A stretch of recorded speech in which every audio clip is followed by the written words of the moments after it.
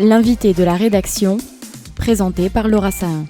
Bonjour à tous et bienvenue dans votre rendez-vous de la mi-journée. Aujourd'hui, je reçois Béatrice Guennebeau. Bonjour. Bonjour.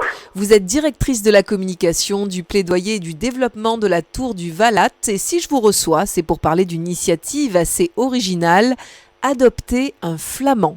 Alors parlez-nous de cette opération de parrainage pour protéger les flamands roses, joyaux de notre territoire camarguais.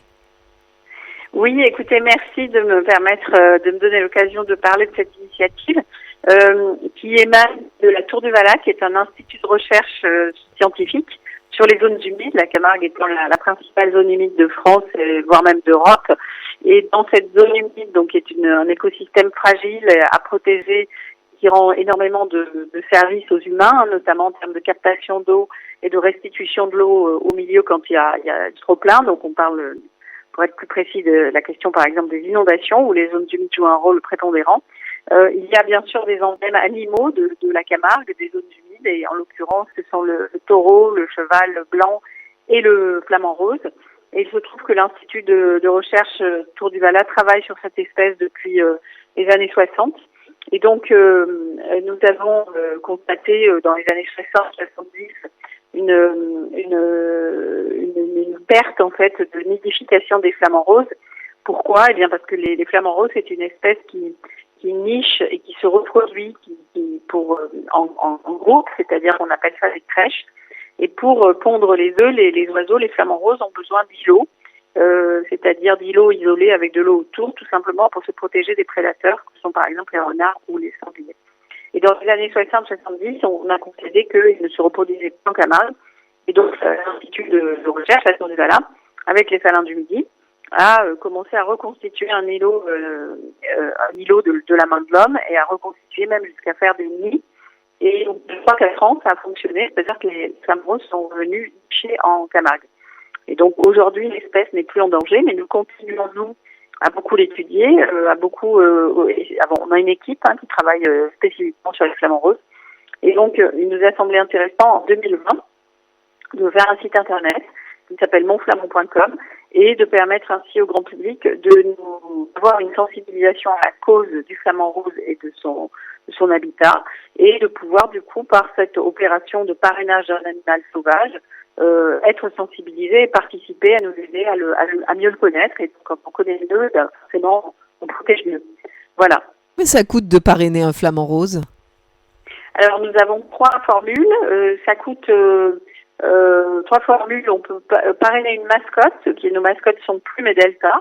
Ça c'est pour un coût de 25 € par an avant de fiscalisation, puisque nous sommes une fondation reconnue d'utilité publique, donc ces dons sont défiscalisables, donc 25 €, ce qui revient à 8,50 € après défiscalisation.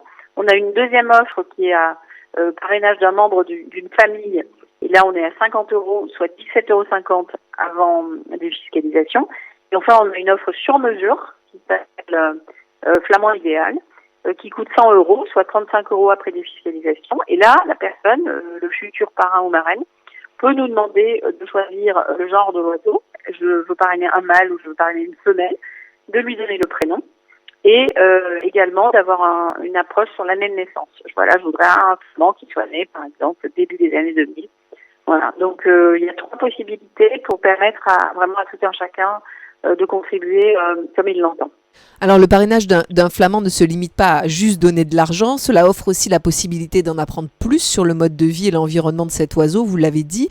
Vous envoyez même par mail une alerte à chaque passage du flamand que vous parrainez, c'est donc nominatif, j'imagine. Alors effectivement, on a effectivement une information régulière de nos parrains et marraines sur ce qui se passe au niveau des oiseaux, notamment lorsque bien sûr ils sont en période de reproduction. Et effectivement, lorsqu'un oiseau est observé par un ornithologue, il peut être observé en France, mais il peut être observé à l'étranger puisque c'est une espèce migratrice. L'ornithologue rentre les données, donc la lecture de bague, sur une base de données qui est la base de données de la Tour du Vallat sur le flamand rose. qui est la plus grande base de données au monde, puisque nous avons 300 000 données sur les flamants roses.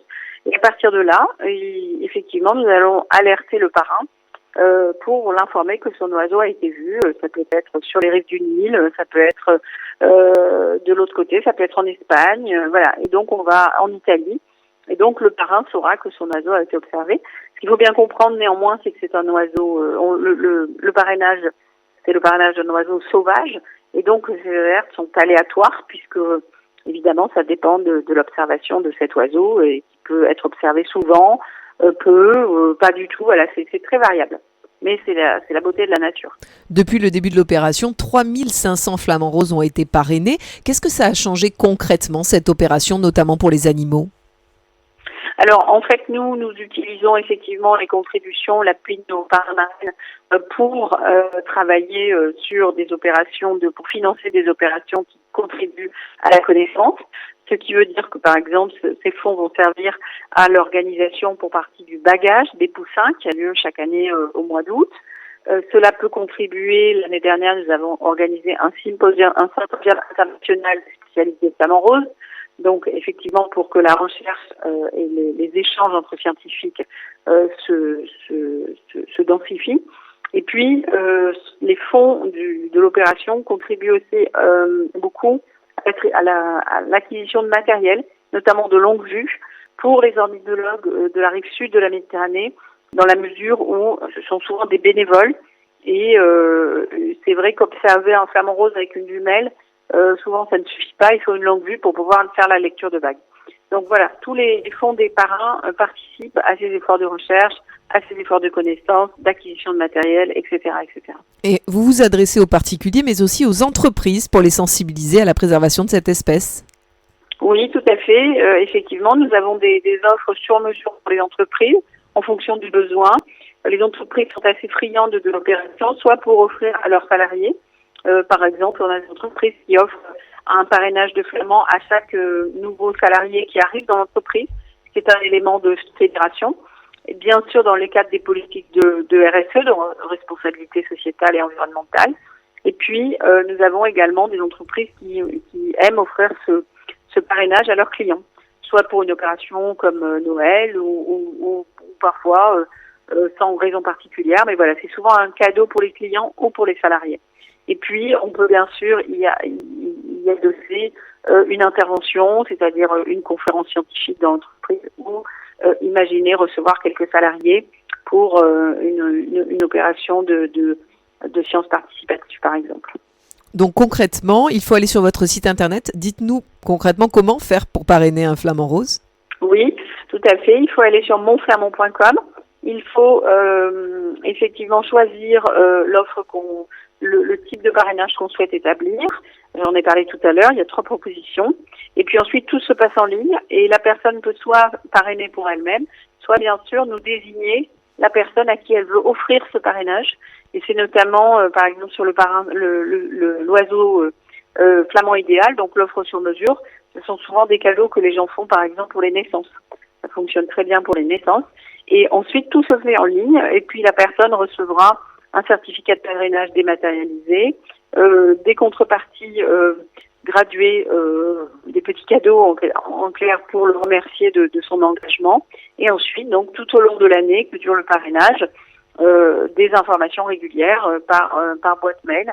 Et puis ce que j'ai oublié de dire tout à l'heure, c'est que pour l'offre sur mesure, l'offre à 100 € qui revient à 35 € après défiscalisation, est inclus également une journée annuelle qui est très très appréciée, se déroule en Camargue au Pont de Gau avec notre partenaire où on peut observer beaucoup les oiseaux. Cette journée se déroule en novembre et on invite nos parrains de l'offre Flamand Idéal à venir passer la journée avec nous pour une balade accompagnée avec un guide naturaliste, des conférences, un apéritif convivial, etc., etc. Et c'est une journée qui est très très appréciée. Merci beaucoup Béatrice Guennebeau d'être venue nous parler de cette superbe opération pour préserver les flamants roses de notre territoire. À très bientôt. Merci beaucoup pour votre invitation. Avec plaisir. Au revoir. À bientôt. Au revoir. Pour voir ou revoir cette interview, n'hésitez pas à aller sur notre site internet radiojm.fr, nos réseaux sociaux Facebook, Instagram, X et notre application Radio JM. Très bel après-midi à tous. L'invité de la rédaction, présenté par Laura Sahin.